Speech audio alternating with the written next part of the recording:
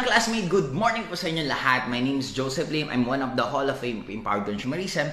I've been into 18 years na po sa network marketing at lahat po ng pinangako ng networking. Magkaroon po ng bahay, makapunta ng iba't ibang bansa, makabili ng mga lupa, magpatayo ng bahay, makabili ng mga condos. Lahat po yan na experience ko. And even yung lifestyle na pag bumibili ka, nag-shopping ka na halos hindi ka na tumitingin sa presyo, na experience ko po yung lahat yun for the past 18 years. And good news po sa inyo. Isa ba kayo sa nagpresenta ng Empowered Consumerism? Nakita ko po yung commitment ng taong yan. And ngayon, kasama ko po siya dito sa Bicol. Isa po ako sa mismo sa nag-guide sa kanya. Kaya you are very lucky.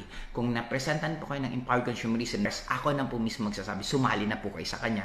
Kasi ang mag-guide sa inyo, hindi lang po siya, kung hindi ako din mismo.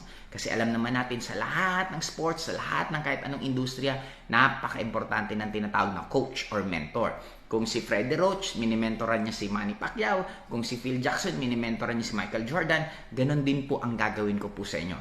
Mimentoran ko po kayo kung paano magbago ang buhay niyo. Kaya para sa akin, yung mga nakiniwala sa akin, yung mga nakinig sa akin, yung mga sumali sa akin during nagsisimula ako, grabe na mga buhay nila. They are all earning 7 figures a month.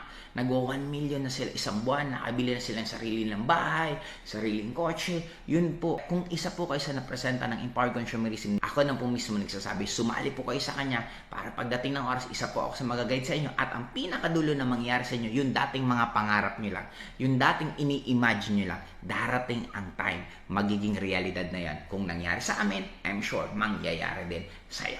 Bye-bye!